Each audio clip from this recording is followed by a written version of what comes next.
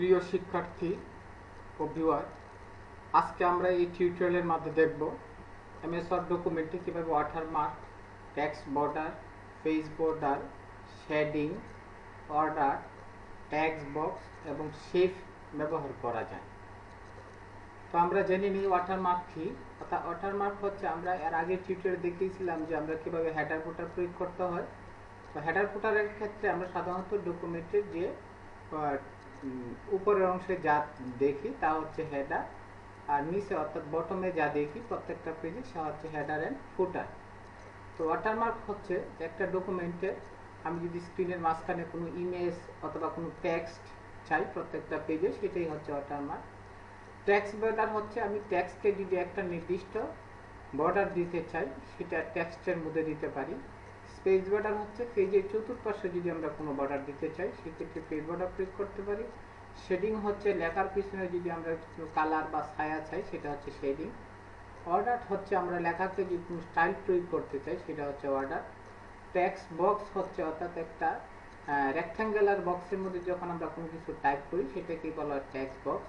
Shape হচ্ছে বিভিন্ন প্রকার রেক্ট্যাঙ্গুলার বা এরো আমরা সেটি ব্যবহার করতে পারি।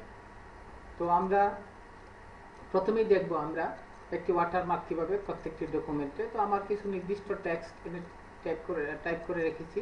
তো আমরা এটা সাধারণত কপি করে দেখাচ্ছি। তো আমি জিনিসটাকে ব্লক করলাম, মাউসের রাইট বাটন চেপে কপি করলাম। দেন আমি যদি নতুন পেজ তৈরি করতে চাই সেই ক্ষেত্রে কন্ট্রোল এন্টার দিব। তো আমরা একটা নতুন পেজ পেলাম, তো কন্ট্রোল ভি দিলাম। তো আমরা দ্বিতীয় পেজ ক্রিয়েট হয়েছে। তদ্রূপ যদি আমি আরেকটা পেজ তৈরি করতে চাই, কন্ট্রোল এন্টার দেন কন্ট্রোল ভি দিলাম। অর্থাৎ আমি একটি টেক্সটকে তিনটি পাতায় আমরা সেম জিনিসটাকে কপি করলাম, অর্থাৎ আমার একাধিক পেজ বৃদ্ধির জন্য।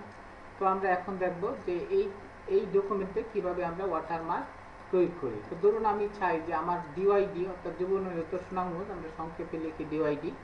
তো আমি যদি চাই যে ডিওয়াইডি টেক্সটটি প্রত্যেকটা পেজের মাঝখানে থাকবে, সেটাই হচ্ছে ওয়াটারমার্ক। তো চলুন আমরা কীভাবে ওয়াটারমার্ক করি। সেই ক্ষেত্রে আমরা মেনু বারের আমরা ডিজাইন মেনুতে অবস্থান করছি, সেই ক্ষেত্রে আমরা ওয়াটারমার্ক স্ক্রিনটি দেখতে পাচ্ছি। তো আমরা যদি হোম মেনুতে থাকি কিন্তু আমরা ওয়াটারমার্কটা পাবো না। তো সেই ক্ষেত্রে ওয়াটারমার্ক প্রয়োগ করতে গেলে অবশ্যই আমাকে ডিজাইন মেনুতে আসতে হবে। সেই ক্ষেত্রে আমার অফিস ভার্সন হচ্ছে 13, আর যদি আমরা অফিস 13-র নিচে অথবা 10 বা 7 ইউজ করি সেই ক্ষেত্রে আমরা পেজ লেআউট মেনু থেকে আমরা ওয়াটারমার্ক ব্যবহার করতে পারবো। তো যেহেতু আমার অফিস 13 ইউজ করতেছি সেই ক্ষেত্রে আমরা ডিজাইন মেনু থেকে আমরা ওয়াটারমার্কটি দেখব। তো আমরা ডিজাইন মেনুতে আসলাম, দেন ওয়াটারমার্কে ক্লিক করলাম। তো সেই ক্ষেত্রে আমরা কাস্টম ওয়াটারমার্ক, অর্থাৎ আমি কাস্টম হিসাবে যা চাচ্ছি আমি টেক্সট হিসাবে চাই। তো আমরা কাস্টম ওয়াটারমার্ক ক্লিক করার পরে আমি বলছিলাম যে আমরা পিকচার প্রয়োগ করতে পারি, দেন টেক্সটও প্রয়োগ করতে পারি। আমরা প্রথমে টেক্সটটাই দেখব। টেক্সটে ক্লিক করলাম, টেক্সট আমরা যা চাই। তো আমরা বলছিলাম যে আমরা লিখব ডিওয়াই। তো আমাদের দেখেন শিক্ষার্থী আমাদের আমরা কিন্তু আসলে নির্দিষ্ট টেক্সটই লিখতে পারছি না, কারণ আমরা বাংলা যে বিজয় লেআউটটা এটা বিজয় ক্লাসিক থাকার দরুন। তো আমরা এই ক্ষেত্রে ইংলিশ করে নিলাম। তো আমরা এইদিকে লিখলাম ডিওয়াইডি। তো এনে নির্দিষ্ট ফন্ট ডিফল্ট দেওয়া আছে, আমি ইচ্ছা করলে এই ফন্টটাও চেঞ্জ করতে পারি। ধরুন আমি একটা ফন্ট দিলাম। তো কালার, টেক্সট কালারটি কীরকম চাই, তো আমি টেক্সট কালারটা একটু শেড বা হালকা শেড দিলাম, দেন আমি ওকে দিলাম। তো আমরা স্ক্রিনে দেখতে পাচ্ছি যে ডিআইটি কথাটি কিন্তু আমি একটা পৃষ্ঠায় অর্থাৎ আমি ওয়াটারমার্ক হিসেবে প্রয়োগ করাতে আমার প্রত্যেকটা পেজে সেটা চলে আসছে, অর্থাৎ ডিআইডি কথাটা আমার প্রত্যেকটা পেজে শো করতেছে। দেন আমি যদি চাই যে না আমি ওইটা রিমুভ করে পিকচার প্রয়োগ করব, দেন ওয়াটারমার্ক থেকে জাস্ট রিমুভ ওয়াটারমার্ক, দেন পুনরায় ওয়াটারমার্ক থেকে কাস্টম ওয়াটারমার্ক, দেন পিকচার ওয়াটারমার্ক। তো সেই ক্ষেত্রে সিলেক্ট পিকচার। তো সেই ক্ষেত্রে আমার কম্পিউটারে অফলাইন অর্থাৎ আমার কম্পিউটারে যা পিকচার আছে সেই দিক থেকে যে কোনো ড্রাইভ থেকে বা যে কোনো পিকচার থেকে আমরা একটা পিকচার নিতে পারি, অর্থাৎ আমার ডকুমেন্টে সংরক্ষণ করা কোনো ফাইল থেকে আমরা কোনো পিকচার নিলাম। যে কোনো পিকচার ইউজ করতে পারি।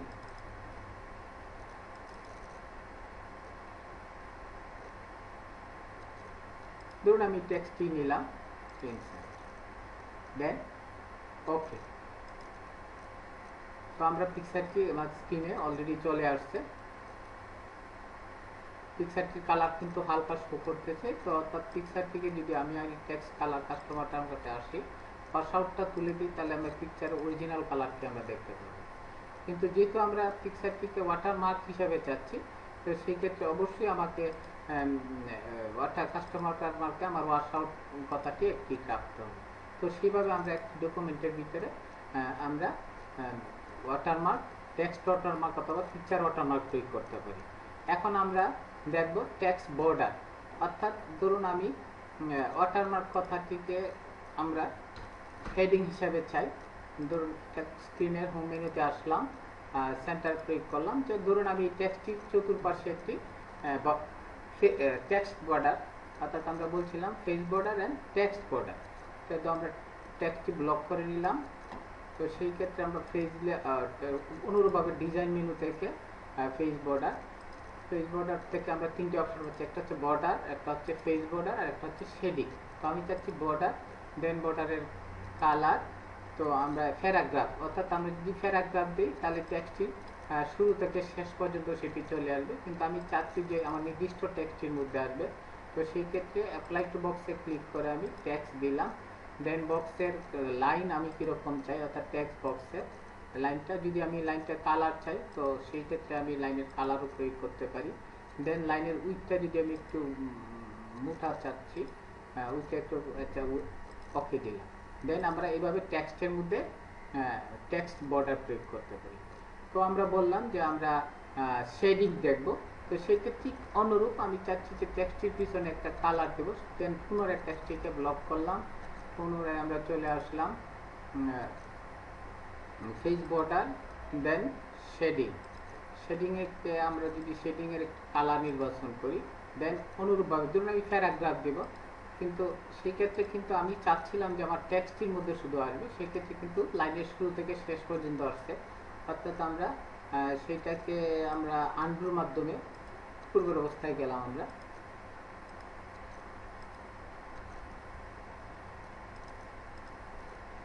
আন্ডু কমান্ডের মাধ্যমে আমরা পূর্ববর্তী চলে আসলাম। দেন পুনরায় এটাকে আবার ব্লক করলাম। দেন ফেস বর্ডার, শেডিং। তো আমি শেডিং কালার নির্বাচন করব, যে কোনো কালার দিতে পারি। দেন প্যারাগ্রাফের পরিবর্তে টেক্সট, ওকে।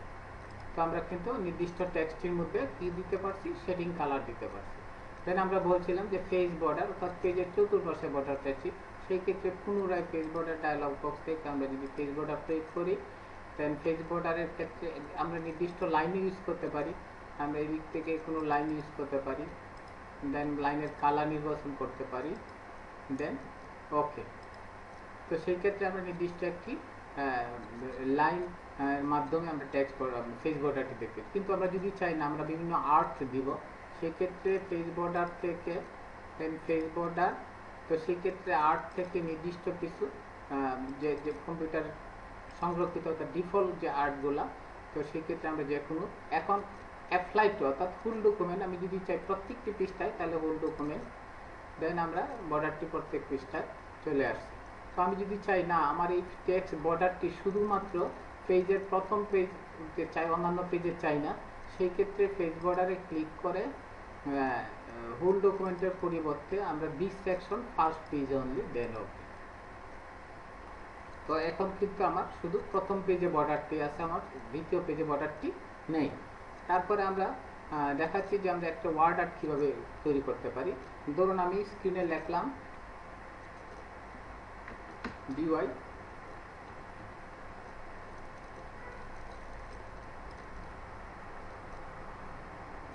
চলে আসলাম। আমরা বাংলা ফন্টে ছিলাম, যেহেতু আমি ইংরেজি লিখতে চাই অবশ্যই ইংরেজি ফন্ট নিতে হবে, ডিওয়াইডি। দেন আমরা এই ডিওয়াইডি কথাটিকে আমরা ওয়ার্ড আর্ট হিসেবে চাই। তো সেই ক্ষেত্রে ডিওয়াইডি ব্লক করে নিলাম, অথবা ব্লক ছাড়াও করা যায় সেটা।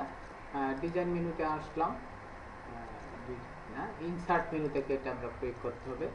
ইনসার্ট মেনু থেকে আমরা অর্ডার। তো অর্ডারতে ক্লিক করলাম, দেন এখানে বিভিন্ন ধরনের কালার আছে, তো আমরা এর থেকে যে কোনো কালার নিতে পারি। তো আমরা এইভাবে একটা টেক্সটকে আমরা অর্ডার স্টাইল দিতে পারি। দেন যদি আমরা চাই যে ওইটার টেক্সটার কালার পরিবর্তন করব বা শেপ আউটলাইন চেঞ্জ করব, আউটলাইন চেঞ্জ করতে পারি। যদি চাই শেপের নিচে আমরা স্টাইলের নিচে আমরা কালার দিব, দেন আমরা কালার দিতে পারি। দেন আমরা যদি তার টেক্সটার তো টেক্সটে সিলেক্ট থাকা অবস্থায় আমরা যদি ফরম্যাট দেন ডিজাইন থেকে আমরা ফরম্যাট থেকে এদিক থেকে আমরা ফরম্যাট কালারটা অর্থাৎ টেক্সটের কালারটা চেঞ্জ করতে পারতেছি। দেন যদি আমরা টেক্সট ইফেক্ট প্রয়োগ করতে চাই, তা আমরা 3D বা টেক্সটটিকে বিভিন্ন 3D আকারে দেখতে পারি, অর্থাৎ টেক্সটটিকে বিভিন্নভাবে রোটেট করতে পারি। আমরা যেভাবে চাই সেভাবেই কিন্তু সেটি রোটেট করা যাবে। তো এইভাবে আমরা একটা টেক্সট তৈরি করে সেটাকে আমরা অর্ডার হিসাবে বা টেক্সট স্টাইল হিসাবে আমরা তৈরি করতে পারি। তো আমরা পরে বলছিলাম যে টেক্সট বক্স অ্যান্ড শেপ। যদি আমরা চাই যে একটি বক্সে কিছু লিখব, তো সেই ক্ষেত্রে ইনসার্ট মেনু থেকে আমরা টেক্সট বক্স ক্লিক করলাম। সেই ক্ষেত্রে আমরা যদি বক্সে সরাসরি টাইপ করতে চাই, অবশ্যই আমাকে স্যাম্পল টেক্সট বক্স নিতে হবে। আর যদি আমরা তো সেক্ষেত্রে আমরা পেলাম স্যাম্পল টেক্সট বক্স, আমরা ইচ্ছা মতো বক্সের ভিতরে লিখতে পারবো। দেন আমরা যদি মনে করি যে না শুধু আমি শেপ তৈরি করব, তো সেই ক্ষেত্রে আমরা পুনরায় ইনসার্ট, সেই ক্ষেত্রে আমরা শেপ, বিভিন্ন শেপ আছে, শেপের ভিতরে আমরা ইচ্ছা করলে টেক্সট বক্স তৈরি করতে পারি। দেন আমি একটি সার্কেল ড্র করলাম, দেন আমি ওই সার্কেলটির মধ্যে একটি পিকচার দিব, যে সার্কেলটির অনুপাতে পিকচারটি আমার চলে আসবে। সেই ক্ষেত্রে ওই ভিতরের কালারটাকে বলা হয় ফিল, আর বাইরের যে লাইন সেটাকে বলা আউটলাইন, অর্থাৎ বর্ডারটাকে বলা হয় আউটলাইন। তো আমরা ফিল চাচ্ছি পিকচার, তখন আমরা পিকচার দিলাম।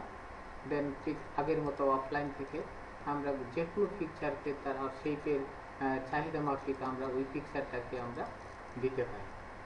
আমরা যে কোনো পিকচারকে তার মানে শেপের ভিতরে যদি চাই, অনেক সে দেখা যায় আমরা সিভিতে আমাদের ছবি প্রয়োগ করার পরে, তো সেই ক্ষেত্রে আমি একটি পাসপোর্ট সাইজ ছবি অনুযায়ী একটি টেক্সট বুক তৈরি করলাম। ইনসার্ট শেপ, ধরুন আমি একটা রেক্টেঙ্গেল নিলাম, দেন আমরা ঠিক এখন আমি চাচ্ছি এই শেপটির মধ্যে আমি একটি ছবি প্রয়োগ করব। সেই ক্ষেত্রে অনুরূপভাবে আমরা পিকচার, তারপরে অফলাইন, দেন অবশ্যই আমাকে পিপি সাইজ অর্থাৎ পাসপোর্ট সাইজ ছবি আমরা একটু দেখে গেলাম। দেন ফেমাস পারসন, অর্থাৎ আমার কিছু সংরক্ষিত ছবি আছে, এই দিক থেকে আমি একটি পাসপোর্ট সাইজ ছবি বা যে কোনো সাইজ ছবি আমি নিলাম, দেন ইনসার্ট দিলাম। অর্থাৎ আমার যে টেক্সট বক্সের যে শেপটি, শেপ অনুযায়ী, এবং সেটিকে আমি ইচ্ছা মতো আমি ডকুমেন্টে চেঞ্জ করতে পারি। কিন্তু যদি আমি এইটিকে আমার যদি ফিক্সার হিসাবে আনতাম, সেক্ষেত্রে ইনসার্ট পিকচার, দেন আমি সেই ফিক্সারটি আনলাম, দেন ইনসার্ট। তো সেই ক্ষেত্রে কিন্তু আমি ফিক্সারটি তার নির্দিষ্ট মাপ অনুযায়ী আসছে, এবং ফিক্সারটিকে আমি ইচ্ছা করলে স্ক্রিনে যে কোনো দিকে মুভ করতে পারবো না। সেই ক্ষেত্রে ফিক্সারটিকে অবশ্যই আমার ফরম্যাট বাটনে ক্লিক করে ওয়ার্ক টেক্সটের মাধ্যমে আমি ফিক্সারটিকে টাইপ করে নিতে হবে। দেন ফিক্সারটিকে আমরা ইচ্ছা মতো ছোটো বড়ো বা মুভ করতে পারবো। তো আমরা মোটামুটি আমাদের যে text border, page border, shading, order, text box এবং শেপের ব্যবহার আমরা দেখছি। ধন্যবাদ সবাইকে। আমার টিউটোরিয়াল যদি আপনাদের কাছে ভালো লাগে অবশ্যই সাবস্ক্রাইব করবেন। ধন্যবাদ আমার শিক্ষার্থীদের।